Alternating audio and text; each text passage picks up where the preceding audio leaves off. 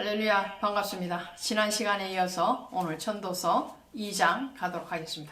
2장에 오셔도 이렇게 시작을 하죠. 2장 1절에 가니까 나는 내 마음에 이르기를 자 내가 시험을 삼아 너를 즐겁게 하리니 너는 낙을 누리라 하였으나 보라 이것도 헛되도다. 다 헛되다.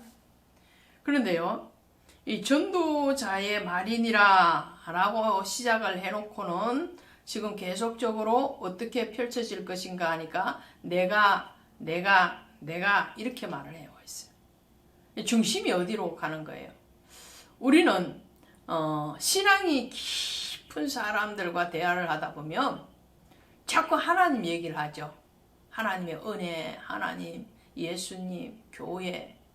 근데 그것을 신앙이 없거나 연약한 사람들이 들으면 굉장히 따분하고 질리는 소리죠. 근데 은혜 안에 있는 사람은 은혜를 얘기할 수밖에 없는 거예요. 그것도 하나님의 은혜를 얘기할 수밖에 없다는 거예요. 무엇을 먹느냐에 따라서 그것을 소화시켜서 나오는 것도 똑같은 거죠. 누에는 뽕잎을 먹잖아요. 뽕잎을 먹어요. 뽕잎을 먹고 그 입으로 뭐 내죠? 비단 씨를 내는 거죠. 꿀이 나오는 꿀벌은 꿀을 먹어요. 꿀을 먹고 또 꿀을 내잖아요. 뭘 먹느냐에 따라서 내는 게 다르다. 하나님의 은혜를 자꾸 먹으면 하나님의 은혜의 말이 자꾸 나올 수밖에 없는 거죠. 자, 그런데 오늘 내가 하는 것은 하나님의 은혜가 결여되었을 때 하는 거죠.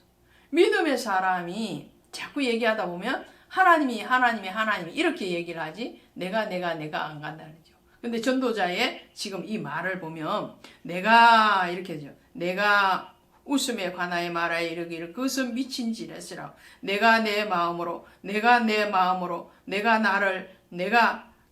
이렇게 계속적으로 나오고 있다는 거죠. 이 은혜가 어떻게 해요? 지금 결여된 삶을 살고 있는 것이구나. 우리는 1차적으로 이렇게 이해할 수 있게. 또 하나는 뭐냐면 내가의 삶을 살았더니 이렇게 되었다라고 우리에게 교훈하고 있는 거예요. 하나님이 없는 삶이라고 그랬잖아요. 해 아래의 삶이라는 것은 하나님이 없는 사람 그리고 하나님 바깥의 삶을 살았을 때에 헛된 것이라는 거예요. 그 말을 하는 거죠. 내가 나의 위주의 신앙과 나의 위주의 삶을 살았을 때 결국은 아무것도 남는 것이 없더라. 헛되더라. 허무하더라. 그 말을. 고린도후서 7장 10절에 가면 이렇게 되어 있습니다. 고린도후서 우리 7장 10절에 가보십니다.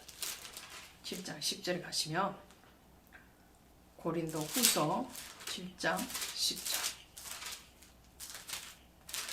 7장 10절에 가면 하나님의 뜻대로 하는 것이면 후회할 것이 없는 구원에 이르게 하는 회개를 이루는 것이요 세상 근심은 사망을 이루는 것이니라 그랬어요.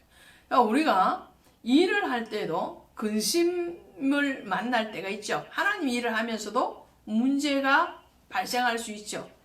또 고난이 옵니다. 근데 거기에 대한 근심은 하나님의 뜻대로 하는 근심은 후회가 없대요. 영혼 구원을 향한 근심은 후회함이 없느니라. 그래도 잘했어 이거죠. 최선을 다했어.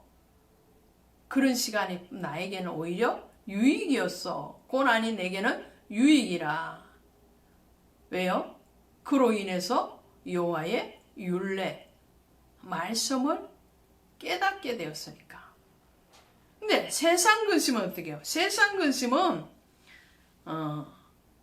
이 세상 근심은 사망을 이룬다. 하나님을 향한 열심과 신앙의 근심은 후회함이 없을 뿐만 아니라 구원을 이루는데 세상 근심은 사망을 이룬다.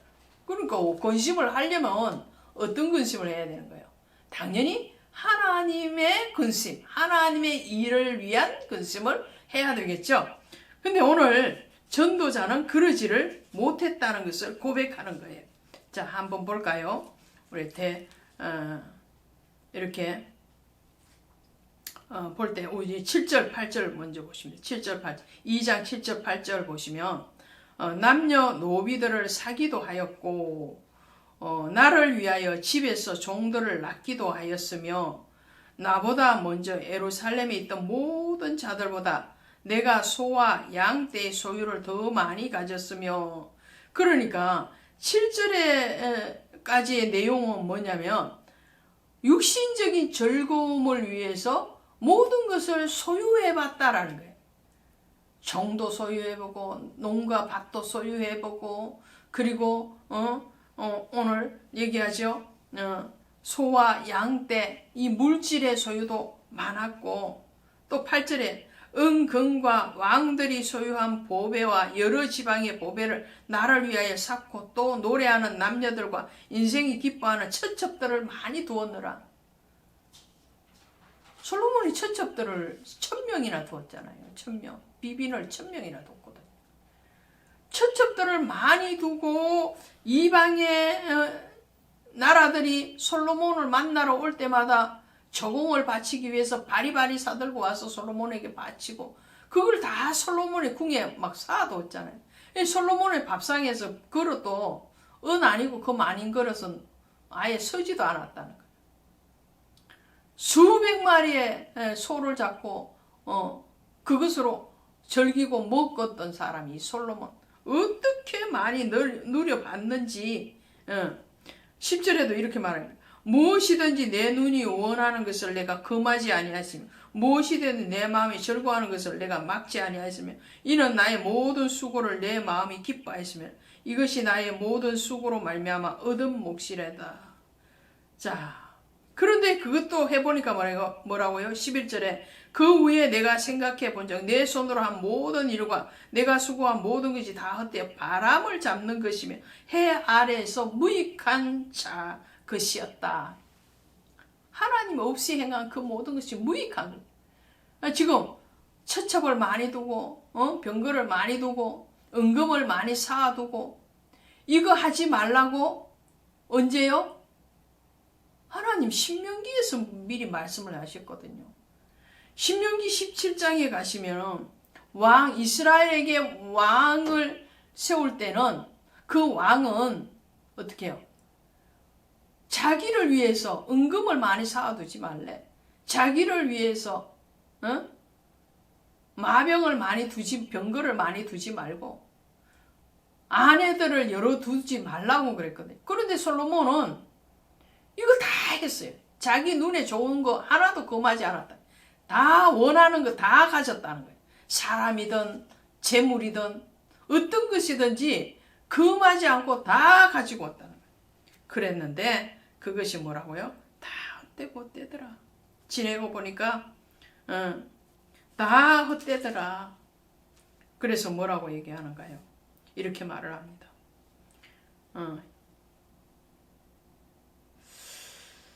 자, 19절에 보니까 그 사람이 시혜자일지 우매자일지야 누가 알랴마는 내가 해 아래에서 내 지혜를 대하여 수고한 모든 결과를 그가 다 관리하리니 이것도 헛되도다.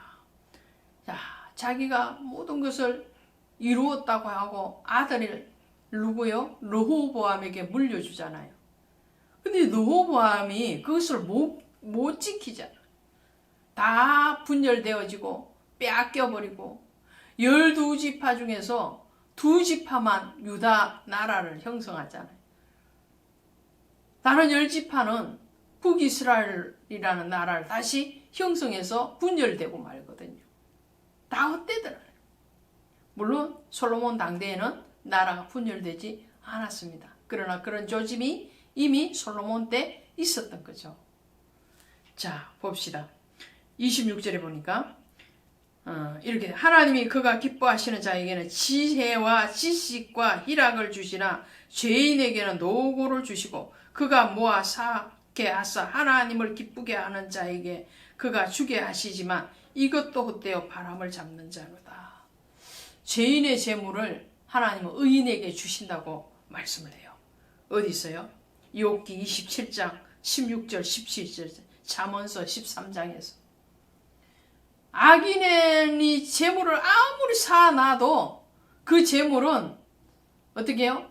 결국은 하나님의 도구로 쓰임받을 재물일 뿐이라는 거죠. 솔로몬이 그 많은 부를 그렇다고 솔로몬이 악인이냐?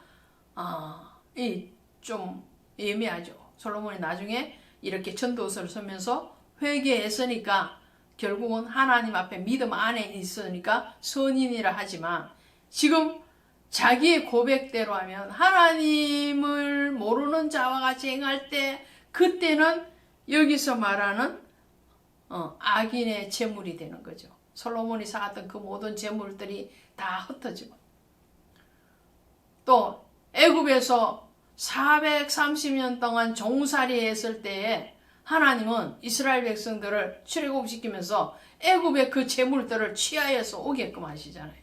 애굽은 악한 자, 그죠? 악한 자의 무리라고 할 수 있겠죠. 또 바벨론에서 70년 포로 생활하고 돌아올 때 하나님은 고레스 왕을 감동시키실 뿐만 아니라 그에게 허락한 그 재물을 가지고 오게 하셔서 다시 하나님의 성전을 재건하게끔 하시는 것을 보게 됩니다. 오늘 우리가 해 아래 있는 자가 아니라 예수 안에 있는 수고가 있기를 주 예수의 이름으로 축원드립니다. 고맙습니다.